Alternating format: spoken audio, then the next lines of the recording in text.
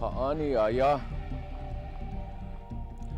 chak ayu ha shugun ich bushkawun ade singet. This is our land. Long ago, our ancestors knew what it meant to be a real person, a Tlingit. According to archaeological information, the community of Klawock has for more than 1,000 years stood on the west coast of Prince of Wales Island in southeast Alaska. Klawock has long prospered as the center of Tlingit Indian culture on the island.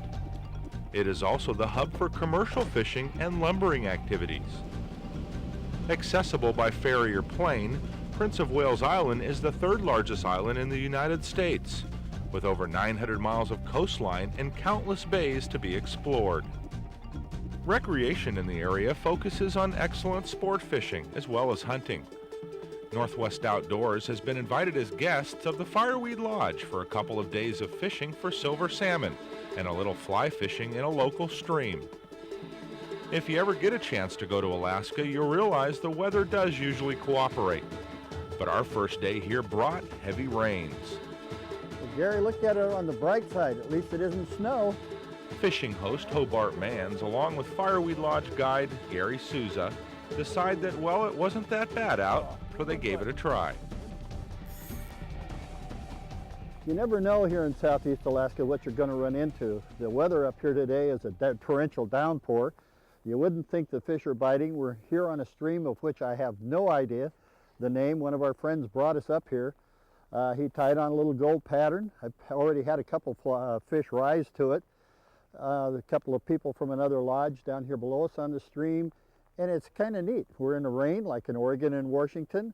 Surrounding terrain up here is absolutely pristine. You don't see anything except just trees, marshes, and lots of water. But the trout and salmon migrating through this lake system or entering this stream here going further up to spawn, a rather spectacular place to be, and we're going to continue to see if we can't find some fish and really show you kind of what the weather in southeast Alaska is really like if you go inland away from the ocean. Little rainbow. Took a beadhead mayfly nymph. There you go. There's a mixture of spawning pink salmon and anadromous or sea-run Dolly Varden, rainbow trout, and resident cutthroat in here. So it's quite a mixed bag. We're just pitching these nymphs out and seeing what we can come up with here. There's another little guy. Hobart, how you doing down there? I'm having a great time. All right. Me and Me the fish too. are occasionally connecting with each other, and the rest of the time I'm just having fun. Yes, indeed. We don't care if it's raining. No, the sir, fish neither don't know do the that at fish. all. Cutthroat. Oh yeah, resident cutthroat.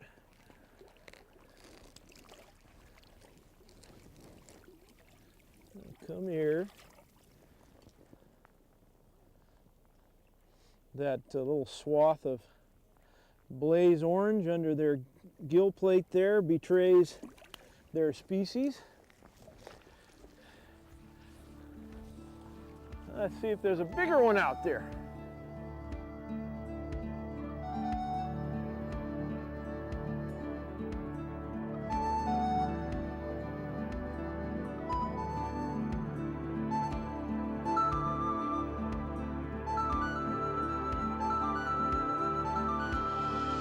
Hobart, this one's been in for a while. Not as bright as some of those others. A little sea-run dolly. Gonna put him back. He's got a little color on his belly, showing that he's been in for a little while. I got one of those stick fish, Gary. Yeah, limon. I imagine that this rain is probably kicking a little extra brush loose coming down the creek. But it sure fights like a fish, but it's not. There it is. That's about a 12-inch stickfish. Hey, I catch those kind all the time. Gary, you gave me this fly earlier, and you told me the name of it, which I immediately forgot. And since that point, we've had good luck with it. I've turned 2 or 3 pink salmon and a couple of small trout.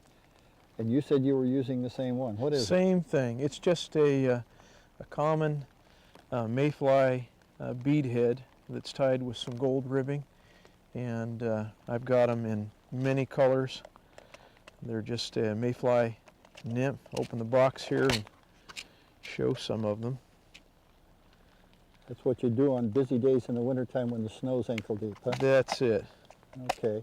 This fly pattern has really been productive today. I'm sure that there's others that would do just as well. But the area we're fishing, besides not having much of a name, still is accessible on Prince of Wales Island by road.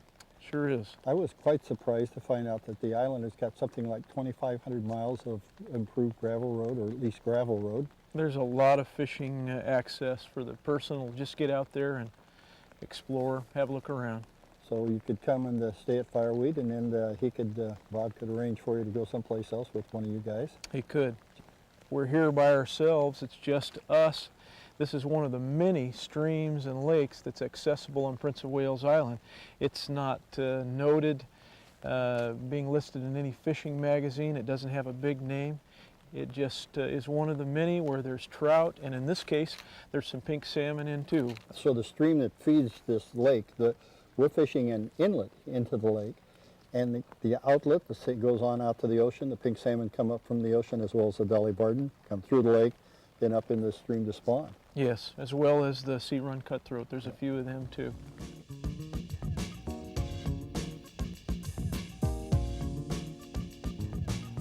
What a beautiful fish. Now that's not a trout, that's a char, is that correct? Gary? That is a char. They don't have scales, and these sea run dollies just range out about 3 miles into the estuary. They don't go very far out to sea. This one's been in a while. You can tell how much color it has. Isn't that a beautiful fish? That's spectacular. Fortunately, the forecast for tomorrow is just a slight chance of showers. But rain or not, the stream fishing in southeast Alaska can definitely be worth the effort.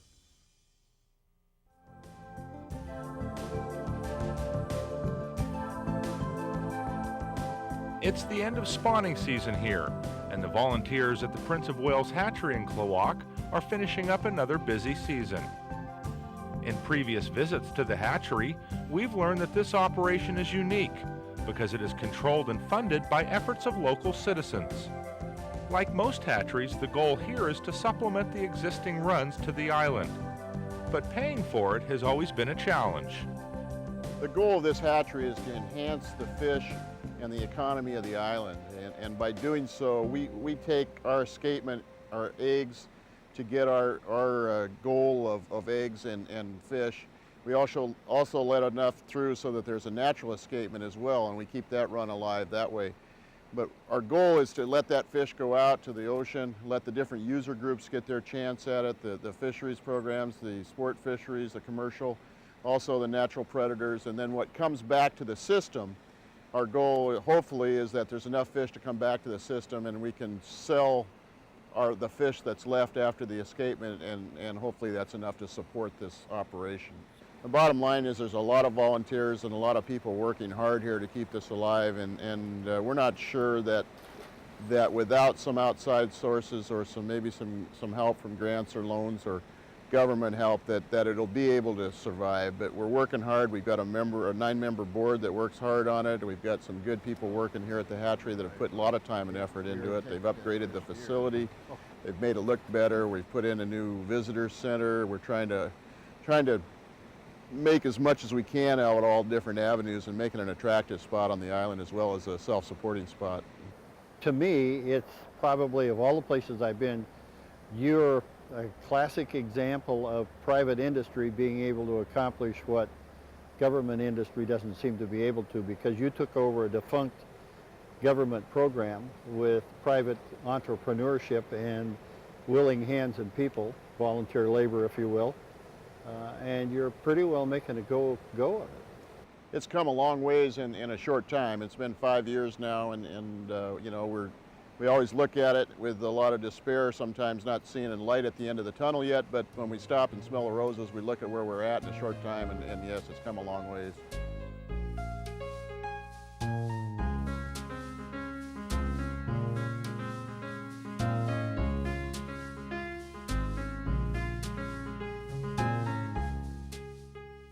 Located in the Tongass National Forest, the Fireweed Lodge caters to destination adventurers.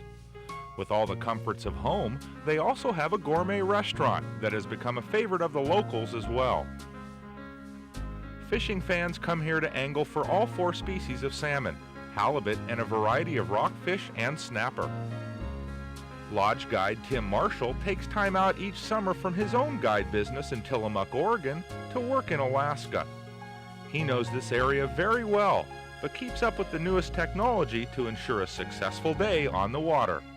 It looks like you've got a whole new array of electronics in here from the last time we fished together, Tim. Some of these things I'm not familiar with. Could you explain them? Well, we've upgraded some items and actually added some other brand new items to what we're carrying on board. This is a very nice set of electronics. And I think at this day and age, it's become very important to avail yourself of what's out there. It makes things a lot easier and a lot safer. Starting over on this side, this is actually a portable GPS unit that we can take out and plug in. It's got an output that goes over and combines with what we call a chart plotter. Has a visual screen on it. This particular model is built right into the dash. It takes readings off satellites and it takes charts, the old style charts, puts them on a visual display, and then it positions your boat exactly where you're at on the chart. It not only improves your fishing, but it also improves your safety. In the old days, which is not very long ago, like a few years ago, we would use compass courses. I still carry my book on board. Of course, the electronics fail. You have your compass up here, you have your headings, and you have your watch. And you go to where you're heading by past experience, knowing your course headings, the deviation, and you make it. With the GPS unit, when it's functioning properly, you can see exactly where you're at. Even if you're lost, you know exactly where you're at in the water just by looking on here and visualizing where your boat's at. And then if you needed to, you could pull out your charts and get a better visual reference. Looking up above the chart plotter, this is basically a commercial grade sounder. This is more than what most people carry in their boats. It'll range beyond 1,000 feet and accurately show you what's at that depth, where most of them you might get a bottom reading and not be able to see. Alongside the Fruno color sounder, we have a Raytheon Pathfinder radar. So you've got radar, chart maps, depth finders, GPS. You've got all of the electronics that you'd find in the biggest ship around, except that it's in a smaller version. Exactly. And you can range up and down. You can have smaller radars, larger radars, exactly as you were saying. Of course, the radar is good for when you're coming into shore in fog situations. Even if you are going off your GPS, you know exactly where you're going. You don't know exactly how far that shoreline away is. You can range it with your radar and you know how close you are. Yeah. Neat. And also other ships approaching you, which you is pick up on that and you wouldn't see them on this. Well, you wouldn't see it on that. You may have your proper course heading on your GPS, but you can't see the ships in the fog. You rely on your radar for that. With a window of opportunity from the bad weather, Tim decides the time is right to take us out silver salmon fishing. The bite is happening on the coastline, a couple of miles from the lodge. Tim, we're fishing for what this morning? Well, we're going to look for some silvers along this coastline. And there should be some pushing up through heading to our local rivers. You cut this bait last night? Yes, as a matter of fact, we brined it last night right before we cut it. And then I stuck it in the cooler, and this cooler actually has ice frozen in the bottom of it with a piece of shelving to separate it from the ice, and it keeps it fresh all day. And plus, the blood is still in the bait because we don't brine it after we cut it. We brine it before we cut it. Okay, and we're going to do the standard mooching thing here. We're going to do a drop, reel, drop, reel. Drop reel, drop reel. The one who drops and reels the most wins. Okay, we'll do Toss that. this over the back. We're hoping, boy, sure, a change in weather. You know, yesterday it was so bad you couldn't get on the water out here, and today we've got kind of a low overcast, not too bad, kind of breaking up, and it's flat compared to what it had to be out here yesterday. It's actually, it's pretty dang nice. Yesterday we were facing gale force winds, 14-foot seas on the outside. Today I imagine the seas have probably dropped down to 7. We're awfully protected here, but as you look out across the water, it's quite a change from 6 and 8 footers that were breaking yesterday afternoon in here to in just a matter of 12 hours. Yeah. There turned out to be little happening on the protected inside waters, so we moved to the ocean, where it didn't take long to hook Could be a up. salmon, because how deep were you when you? Oh, probably around 200 feet, I guess. There was a lot of line out.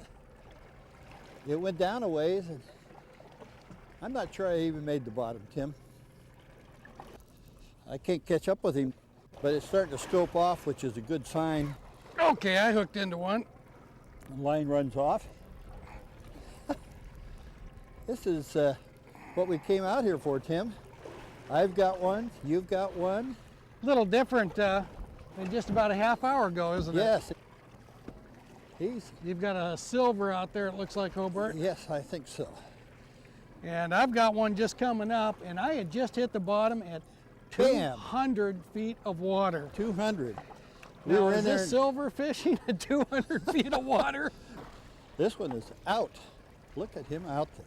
This is a little different out here. We're on a shelf right on the edge of the open ocean, and the bait's been collecting on the bottom here the last couple days. He should be getting an eyeball of sunlight here shortly, not liking it. And he does. You let me know when you'd like a hand. No applause. And there's mine up on the top. I've got a silver also. Okay, how would you like to do this, Hobart? Would you like to use the little net, or would you like to try gaff? I think I'll hand me the little net and I'll throw mine in that, and then I'll give you a hand. Okay. See if I can't lead him home at the same time. Gonna have one more lead fish. Lead, come to me. Now got one that's... You want the net? Oh no, I can't do it right now. He's under the boat over on your side. Okay, I finally got him out from under. I got mine. What a beautiful silver, just a beauty. He's back under us again here. Come on over here. He just went back under the boat again, so. Yep. I can see the sinker. Okay, up we come. I'll lead him right into the bag here, Hobie. You got him? Yes. Oh, nice fish. As it goes. Silvers are such voracious feeders. We just dropped in, we saw the bait. Yeah. You hooked up first, I hooked up 200 feet of water in the bottom. This is not normal. This is not buoy 10 silver fishing. No, 200 feet down is not normal fishing for anything other than halibut. But to look in here and see how these fish are biting and how they're feeding, I've got to go inside here to find the hooks. They were really hooked deep. They're hooked so deep, they aren't hooked on the outside of the mouth. They're just feeding absolutely voraciously, putting on a pound, pound and a half a week. That's a beautiful fish, sea lice. I imagine 12 pounds chrome. Probably right on 12 pounds. Yes, chrome. These are more than likely heading back into one of the different rivers on Prince of Wales, quite possibly the Klawock, where the Fireweed's located. That's just great. I'll bet we can get 2 more. What do you think? Let's go for it. Okay.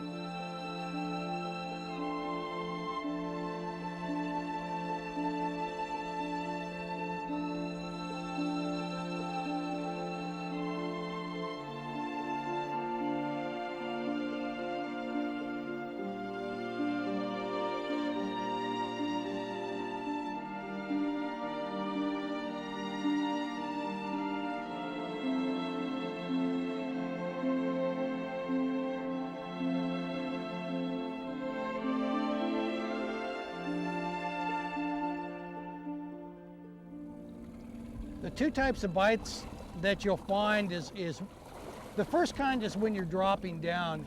After the bait first enters the water, you're heading down to your desired depth, whether it be 20, 30, or 200 feet, as this case is, where the fish is going to see the bait passing by him. He's just going to swim up and grab it and start heading for the top. That's a slack line bite. The second type of bite is you've hit your desired depth